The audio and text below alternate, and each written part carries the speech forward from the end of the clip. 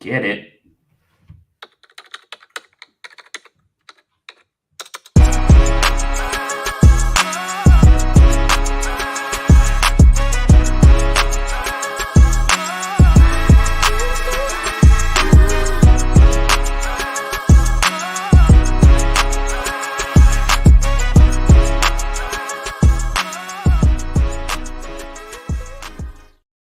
Yo, welcome in. Welcome to our DFS show here at the Fantasy Wildcard. We've got the main men here this evening. We've got Mags, a hot seat Mags. We've got Ali at FF Dynasty. We've got me, Kev at Dynasty_Go.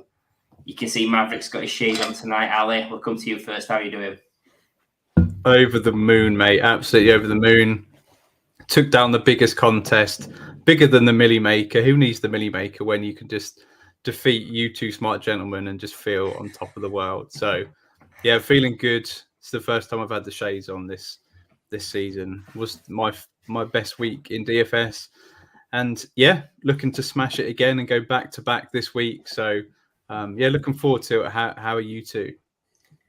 Yeah, doing fantastic. Thanksgiving was brilliant, and then the main slate was less brilliant, but yeah. Overall, a week in the green for me, but yeah, probably not as eventful as you with the shades on. And Mags, I know Ali beat both of us in the money make. How was your weekend in DFS? Oh well, the Thanksgiving suit, that was a hell of a lot of fun, right? That was just good fun. You guys were right, and before that, to say, yeah, it's your favorite slate of the year. I can see why. You get to watch a lot of it live in the UK as well, without you know absolutely ruining your sleep pattern as well, which is quite nice. But yeah, I was telling you guys before, I was in profit as well. A cool, crisp $1 worth of profit. So thank you. Thank you, everybody. That's the kind of money you guys could be making too if you listen to us. It's like that GIF or that GIF where there's the guy and it just flicks one. No. Like just absolutely incredible stuff. But yeah, we're looking to keep the winning streak going. It's we're going to look at week 13. Hopefully it's not an unlucky week. We're going to keep the momentum rolling. Talking about the main slate at DraftKings on Sunday. There's no Thanksgiving slate, obviously. That's next year, but we're just going to be focusing on one of the slates this week. The two contests, the cash and the GPPs. We're going to be going through the positions, the key plays. We're also going to give you our picks of the week at the end of the show. So kicking us off, we've got cash lineups. So as you'll know from listening to the show, the chalky plays, the popular plays, you're only trying to beat half of the people on there. So you're looking for just logical, sensible plays. And we're going to come to a logical, sensible person to kick us off, right, Max? Ali, please. Or is that? No, we're going to start with quarterback in your cash plays. Pick number one. We got Tua Tagovailoa at 7,900, going up against the Washington Commanders, who are just they just get passed on. They're just not very good at playing football in general, and the Miami Dolphins are very good at it. So I expect Tua to have a really solid week there up against Washington. Pretty good value at 7,900, but not unlimited value like my next guy. Russell Wilson's only 5,700 going up against the Houston Texans. I think that's a slam dunk. That guy's really, really good value for someone who has been playing so well. If you didn't catch it on the Dynasty show, first of all, make sure that you have a go and caught that. Ali was talking about how Russell Wilson, he's running the ball again, which, as we know, that is great for your points and stacking those up. So I love that value at Russ at 5,700 against Houston, who might be all flash on offense, but still not all there at defense.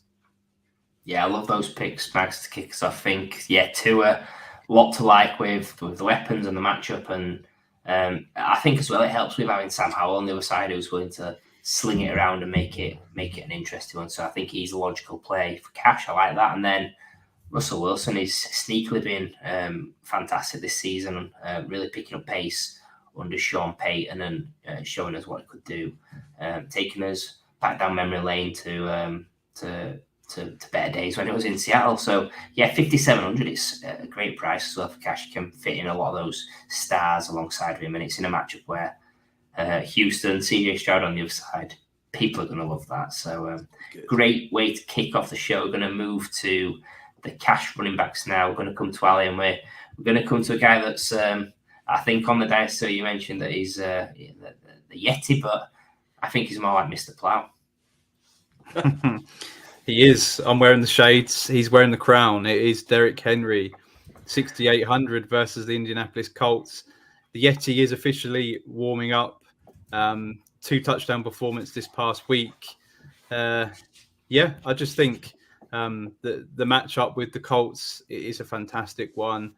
The Colts the games are hitting the over. There's plenty of points in these games. They just gave the Buccaneers their first 100-yard rusher of the season in Rachaad White, who's been looking not great running the ball at 3 point something a carry. It was double that, 6.67 yards per carry against the Colts. I really like this matchup. They're 26th against opposing running backs on the year. They're letting plenty of running backs score easily on them. The games are going over. There's so many scoring opportunities. I just think that the Yeti has got a really high floor this week. Easy playing cash and is still sub 7K. So I just think the pricing is slightly wrong. I'd have had him a bit higher than that. I just think the floor is there, so it's an easy play in cash. And then the next pick, my alternative, is the running back one from this past week, Kyren Williams. Definitely not crap. He's 7,200 versus the Cleveland Browns. And on the week of big returns this week, we saw Randy Orton, we saw CM Punk return to the WWE. We also saw Kyren Williams return, and it was just as explosive as those 2 guys. And running back one on the week, over 200 yards, 62 yards through the air, 2 tutties through the air, more receiving yards than Cooper Kupp and Puka Nacua, by the way, combined. Incredible. The matchup, a lot of people will be put off of this, maybe because his price is slightly increasing, but also the Cleveland Browns, they look at that. It's not a green matchup. In fact, I think it's probably a red matchup. The Browns are very good defense at home. On the road, they're not been great. They conceded 169 rushing yards to the Broncos this week, which is nice. And just over 7K, I just think I want that guaranteed workload, that upside that Williams brings. There's doubts about Cooper Kupp, and Puka Nacua also had a bit of an injury as well. I just think also you look at the Browns, there's no threat of the Browns putting up loads of points and the Rams playing from behind. They've got PJ Walker or Joe Flacco as the quarterback this week. So, really like those 2. And at the price, I think you can't go wrong. Yeah, I think Derrick Henry is warming up nice. I think he did tease a little bit earlier in the season where he had a good game and then took a step back. But yeah, he's really coming into his own now. He had a smash matchup last week and delivered. So you'd fully expect that again this week. And that with him being great last week, popularity is going to be there. And a similar trail of thought with Kyren Williams in that respect, that came back, was meant to be on maybe a low workload and performed amazingly. I think you could get some people off him with seeing the Cleveland and the red one in terms of the ranking. Maybe that makes him more of a GPP player. But I think if you're just thinking purely about workloads and thinking about a team that's taking on Joe Flacco and the opportunities they're going to have to score, if players go down that route of thinking, then Kyren Williams has got to be in contention for you with your player pools. So 2 solid picks at cash running back, and solid picks. I'm going to come on to cash wide receivers. You don't get anything more solid than the main man himself, Tyreek Hill, 9,600 at the Commanders. Max picked the QB for cash in Tua. I just think any cash pool you've got at wide receiver, it's got to include Tyreek Hill. He's someone that's absolutely mega. His ceiling and floor are fantastic. He has had a couple of games this season where I think he had like a 10-point game and a 12-point game in ridiculously tricky matchups where they've just tried to take him away. If that's his floor, then 10, 12 points is not great if you're paying 9,600, but consistently he's going with 20 points. He's giving you high ceilings. He's got a green matchup that's going to be super appealing. So he's someone that's got to be on in your thoughts this week. And then alternative Michael Pittman Jr. 7,100 at Tennessee. I think if we speak about cash, if you just fast forward a little bit to GPPs, if you're playing Derrick Henry, Pittman's the other side that you can use to bring it back. Someone that's averaging over 10 targets game this season, 111 I think in 11 games or along those lines. So 7,100, great matchup. They're probably playing from behind. I think Tennessee does take the lead, and that favours both the picks for cash. So, they're two guys. I just think volume and productivity has been fantastic this season. And we are going to move on to the flex. There is a wide receiver that we're going to talk about, but first of all, Max is going to let us know about a running back who's sexy in cash. Yeah, I actually don't like either of these players, funnily enough, but it is Bipocalypse, so we'll have to make do with what we got here. But I do like the matchups that they have this week, and actually, one of them in particular has flashed quite a bit lately. The first one, the running back, going up against, we've seen Kyren Williams, unless we forget who's crap, right? Kyren Williams absolutely torched the Arizona Cardinals last week, so Najee Harris, he could do a number on them as well. Now, you might be asking, why not Jaylen Warren? Jaylen Warren's actually $300 more expensive than Najee Harris now. So it has really, truly flipped. But it still does look like a 50-50 split.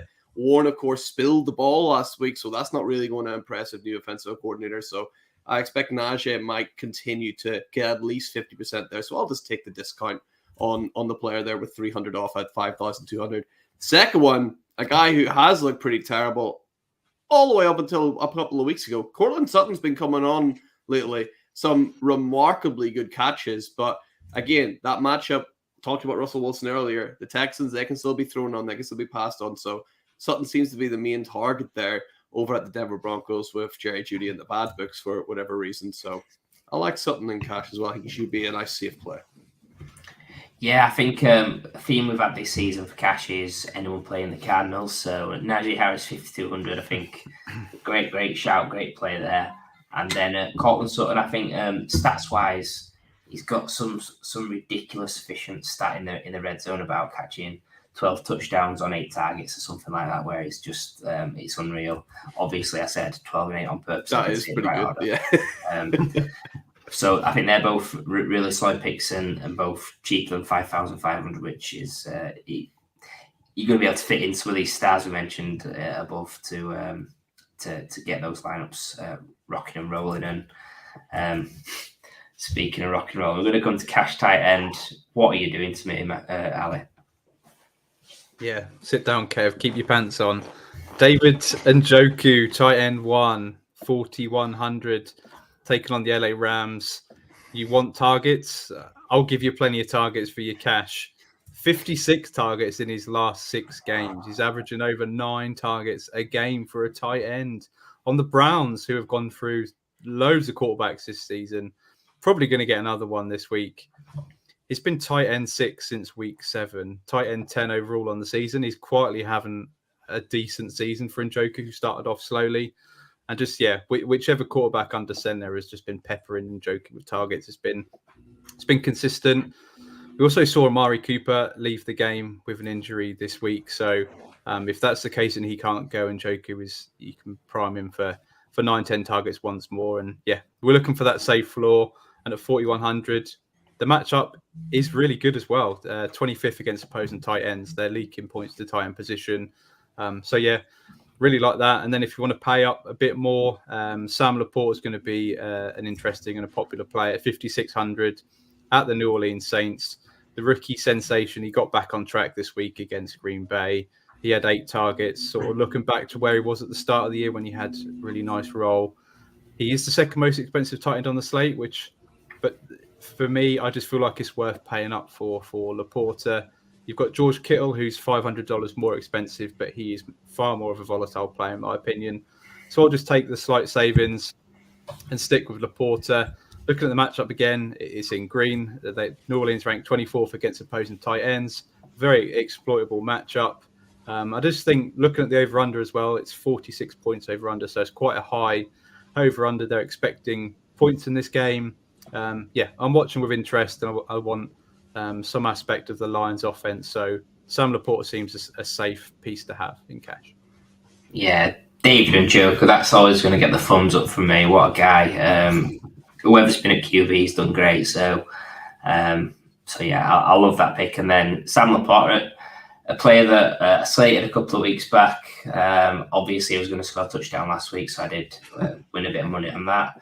But I think New Orleans are an interesting one. When it started the season, they've traditionally been tough against tight ends, but actually look a bit deeper. They've really struggled recently. Cole Kmet had a monster game against them off the cuff, and then I think Laporta's in a spot to smash. And what I think is he's got the potential to go that way into a passing game.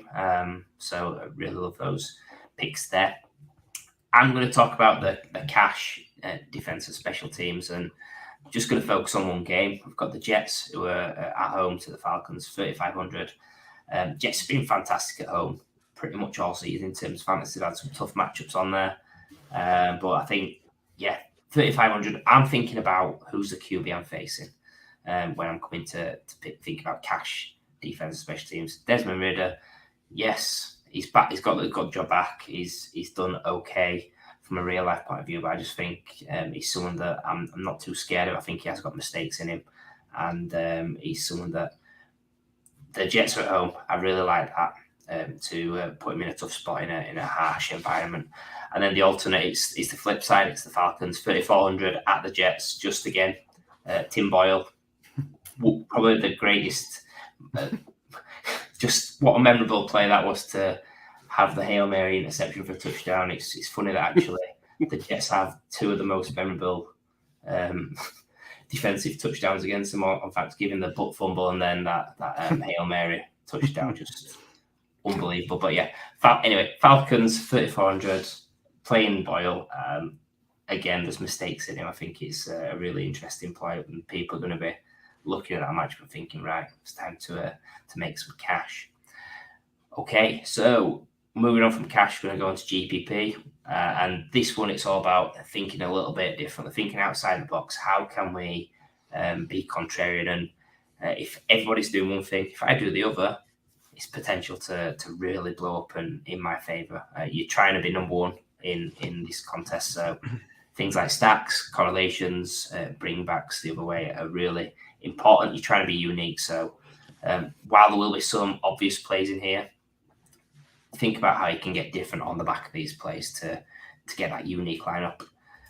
Going to come to the QBs to kick us off with, Mags, and you've picked the right matchup for me. Yeah, nothing says different than picking the front runner for the MVP, right? So we got Jalen Hurts, right? The different thing is he's going up against the San Francisco 49ers in a match I cannot wait to watch, by the way. It's going to be fantastic. A lot of people are going to be put off by that matchup because it is San Francisco. But as we've talked about in this show before, San Francisco get passed on more than people really think. So I think this could be a good matchup for Hurts. And he's 8,200, so a little bit cheaper than you normally get Jalen Hurts for as well, which is great. Then on the other side, I just flipped it around. I've gone Brock Purdy, right? Same idea. People aren't going to want him because of the Eagles. But again, the Eagles can get passed on, as we know. And as we've seen in the Chiefs game, if people catch the passes, that'd be even better for the offensive team playing against them. But Brock Purdy at 6,100, just a cheaper option from the same game that I think people will be trying to avoid, at least at the quarterback position. I'm so conflicted on this game because I've got a head and a heart, and I can see it going many ways. You can spin the revenge game narrative. The 49ers felt that they were favourites and would have beat the Eagles in the NFC Championship game last season. They wouldn't, but good luck to them this week. I think that they probably will win this week, actually, with that revenge game narrative. So I can see a game where Hurts is playing from behind. The Eagles have been playing from behind the last 4 games, actually been behind at halftime and having to get themselves out of the hole. So I like that in a good matchup. And then Brock Purdy, he's got something to show for me in this. There'll be a lot of hype. Hopefully the 49ers fans aren't sticking his jersey on the Rocky statue again, because that didn't work out well for him last time. But I feel that you look at his stats over the season, his home and away splits, especially the away matchups against tough teams like the Browns. It's not been as perfect as it has been at home. So I think hopefully it's harsh conditions as an Eagle fan. But again, that will open the door to think, right, he got injured last year. He struggled a little bit against tough teams on the road. Brock Purdy will become really appealing in that spot. And I think on the back of it, there's stack options. There's Eagles players on the other side that you're really happy to play as well. So, MVP pick is always a good one to kick us off on GPPs. And speaking of MVP picks, GPP running backs, this guy I picked as someone that I thought was going to be amazing last week. It was pretty good, but we're going to come back to him this week, Ali. Oh, yes, we are. Any chance I can talk about this guy? Yeah, I get excited about it. So Rachaad White, 6,300 versus the Carolina Panthers, the team that just got absolutely slapped by Derrick Henry. I mean, they even let Tony Pollard score a rushing touchdown the week before. So that just shows how shite they really are. And at 6,300, I cannot believe the price, to be honest. How can he still be this cheap? He's only up $200 on the previous week. Since week 7, he's the running back 3 in fantasy at 18.4 PPR points per game. And he's fresh off his first 100-yard rushing performance of the season. He just looks like a smash in this format. It's going to be a popular play this week. It's incredibly green. It can't get any more green. The matchup is just perfect. But I just think when I go for running backs, I want a baseline for running back to give me that, a certain amount of points that can, and I want my wide receivers to go off. So what I want to do is I know what I want to get from my running backs. I don't want them to flop. I think if you try and get different with running backs, it can really hurt you and they can score low. So I like to be safe with my running backs, even in this format.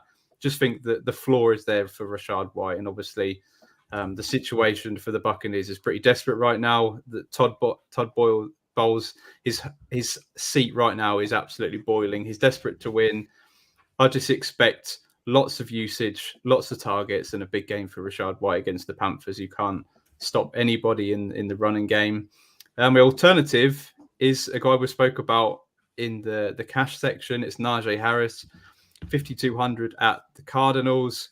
I just think, this is a smash play. This is my guaranteed lock of the week. And it's Najee Harris, slightly from the dead last week. And then look at his price, 5,200. I just think that's much of a mismatch. I think misprice, sorry. You've got the offense obviously taken a step forward, had their first 400-yard performance in God knows how many months. And at 5,200 against the Cardinals, this is the best matchup on paper. Well, actually, they're ranked 31st against opposing running backs. I suppose there's one more. But they just got absolutely smoked by Kyren Williams, who, according to Mags, is not a very good running back. So Najee Harris, I expect to be a popular play just because of the price. But I just think sometimes chalk is not always bad chalk. And I just think at that price, even if he shares with Jaylen Warren, which I expect, Jaylen Warren, as Megs has alluded to, is $300 more. If it's 50-50, I'll take the cheaper guy. Harris actually led the backfield this week. He looked quite explosive. They were actually finding holes to run through, which is incredible. We've never seen that this season from the Steelers. I'll just take the cheaper running back with just as much upside. He did outscore Jaylen Warren this week. So, I think it's an absolute smash play. Yeah, I think they're both really interesting players. And you are going to have players which are chalky, which people do gravitate towards. But if they're the ones that hit, it's absolutely fine in cash, even though they are potentially chalky. I think, we spoke about Najee Harris, Rachaad White. Any given week, the ceiling, he did put that performance on the ground, which was great. So looking forward to see what more happens this week. And we're going to move from White to St. Brown. Amon-Ra St. Brown at wide receiver at the New Orleans Saints, which you think about that environment at the Saints, it's not ideal to be attacking and thinking, we're going to put up 1 million points. But I do think that him being in the slot a lot of the time, it negates potential tough matchups. The fact that he's potentially finding holes in the zone or going up in man coverage against a nickel corner or whatever happens there. So I do still really like the matchup. I think if you're looking purely on DraftKings, it starts at the top. You've got green matchup, green matchup, green matchup. Amon-Ra St. Brown's the first red matchup. So if people are just thinking, like your casuals, thinking, right, I'm going to avoid the red, I'm going to focus on those 3 greens at the top. He's the first point if you're going down the list where I think you can be contrarian, lean into it a little bit and get different straight away. And then the alternative is Nico Collins, 6,800 against Denver. people are still going to be on Tank Dell, even despite the flip performance last week where Collins outscored him. We know as well with the Broncos, the number one wide receivers struggle more than the number two wide receivers. And if you're calling Collins at 2, who won't be shadowed by Patrick Surtain, then I think it's a great place to be. You got CJ Stroud behind you as well, so you got to love the fact the form that he's in at the moment as well. We're going to come on to the flex spots, and this is getting freaky in the flex. Yeah. I struggled a bit with this, to be honest. Like, there's so many buys and things this week that it was a bit tricky. But then I seen one name on there, and I thought, that's quite interesting, because I thought he had a really good week last week. That's Curtis Samuel going up against a Miami Dolphins team who we've already talked about. The Commanders are probably going to be playing from behind, and we know that Sam Howell is more than willing to absolutely sling it out. And Curtis Samuel had 12 targets last week.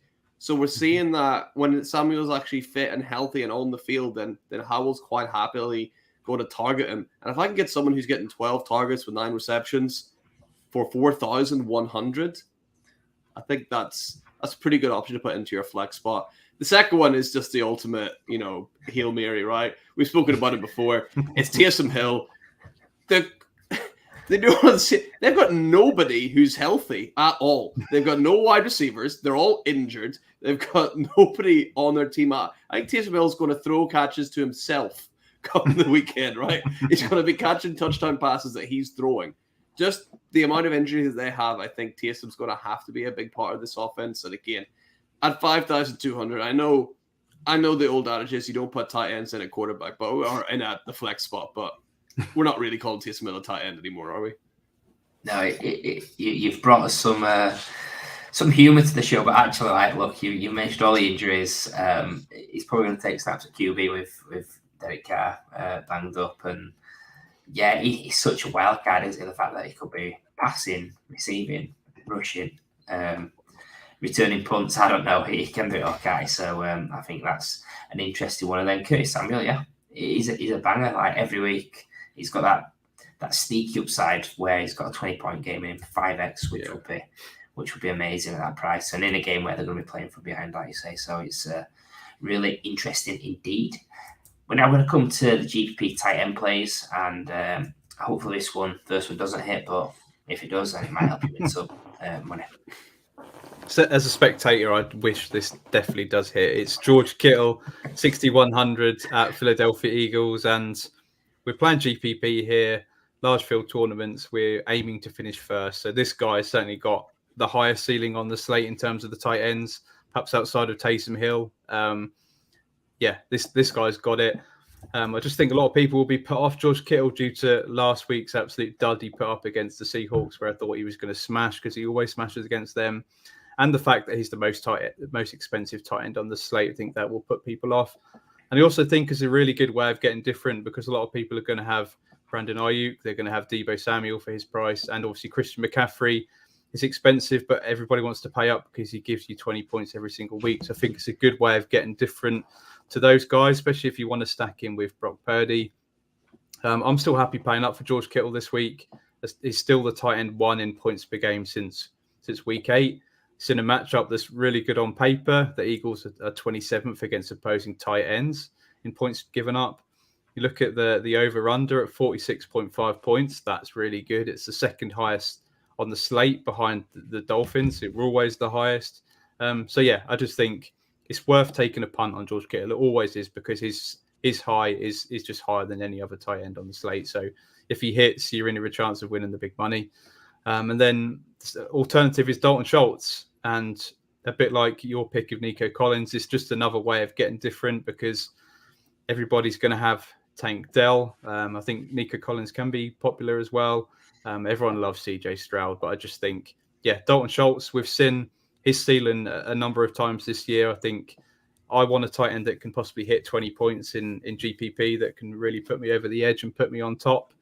And the matchup can't physically be any better. The Denver well that me and Mags have called throughout the season this year, the 32nd against opposing tight ends. So you look at David Njoku was the leading receiver against the Broncos this week. TJ Hawkinson was the leading receiver against the Broncos last week, so you can see where this is going.